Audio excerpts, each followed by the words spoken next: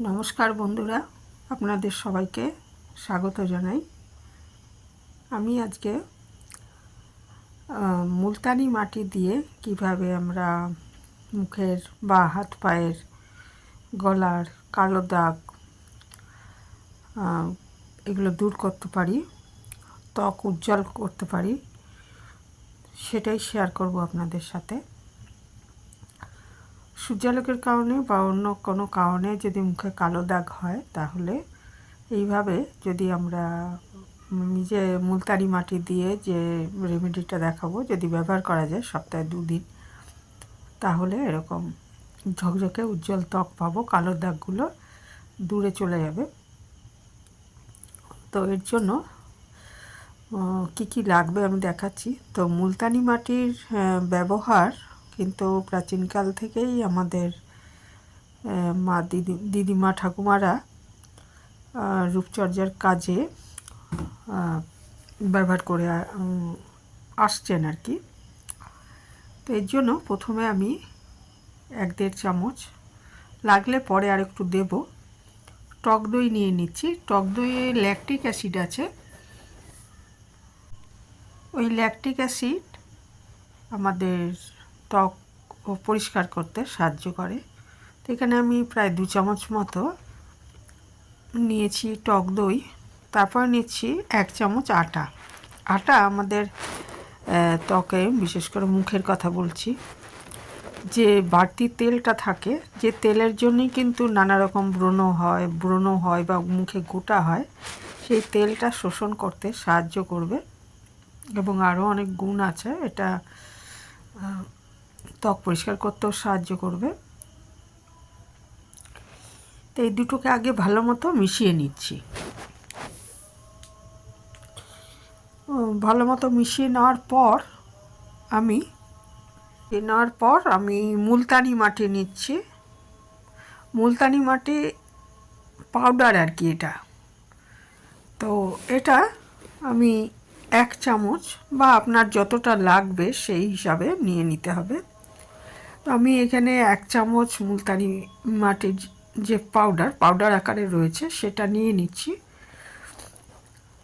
বড় 1 চামচ মোটামুটি নিয়ে নিচ্ছি। নিয়ে এই জিনিসগুলো ভালো করে মেশাবো, টক দই, আটা এবং এই মুলতানি এই যে পাউডারটা, সেটা ভালো মতো মিশিয়ে নিচ্ছি আগে।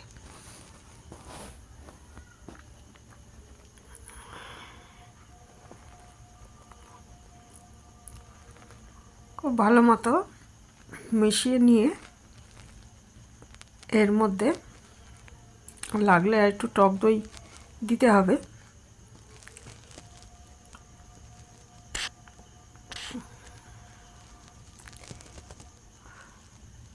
একটু টক দই দিতে হবে লাগলে।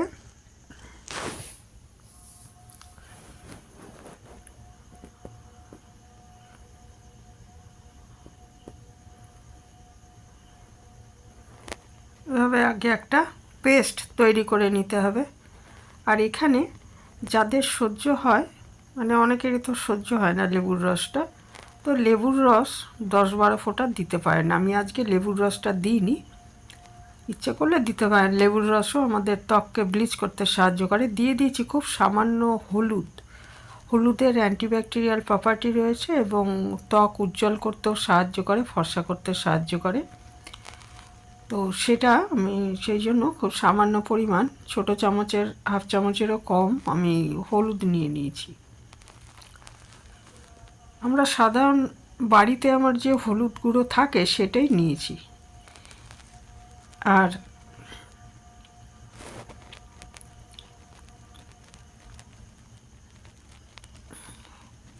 এবার এই সব মিশ্রণটা ভালো করে হওয়ার পর আমি মুখে ভালো মতো এটাকে মাখিয়ে নিচ্ছি।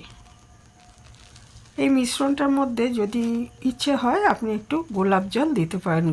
যাদের তৈলাক্ত ত্বক তাদের জন্য গোলাপ জলটা খুবই ভালো। তো আমি একটু গোলাপ জল দিয়েছি, কিন্তু এটা আমার দেখানো হয়নি। তো গোলাপ জল ওটা অপশনাল, দিতেও পারেন নাও দিতে পারেন। আমি মুখে খুব ভালো মতো এটা মিশ্রণটা মেখে নিচ্ছি। মেখে এটা আমি মিনিট 15 রেখে দেবো। মানে একদম শুকিয়ে যখন হয়ে উঠবে সেরকম তার আগেই মোটামুটি শুকিয়ে যাবে, টান ধরবে, সেই সময় মুখটা ধুয়ে নিতে হবে ভালো করে। এটা সপ্তাহে 2 দিন মাখতে পারেন, 2 দিন করে মাখলেই খুব ভালো ফল পাওয়া যাবে।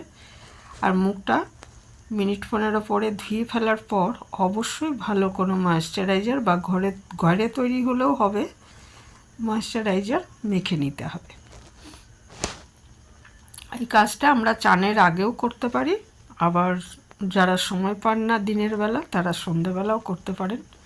এখন তো গরমকাল, কোনো অসুবিধেই নেই, সন্ধেবেলায় এরকম মেখে মিনিট 15 রেখে মুখটা ধুয়ে ফেলে ময়েশ্চারাইজার লাগিয়ে নিন, বা শোয়ার আগেও করতে পারেন।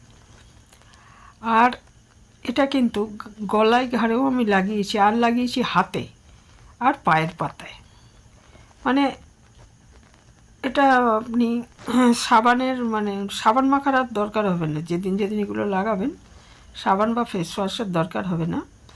এটা পায়েও লাগিয়েছে। মুখটা যখন একটু শুকনো শুকনো হয়ে আসবে, একদম চচ্চড়ে হওয়ার আগেই মুখটা শুকনো হয়ে আসবে, তখন ধুয়ে নিতে হবে। আর এটা ফেস প্যাকটা মাখার পর একটু মালিশ করে দেবেন, তাহলে আমরা সপ্তাহে 2 দিন করে করলেই উজ্জ্বল ফর্সা ত্বক পেতে পারবো।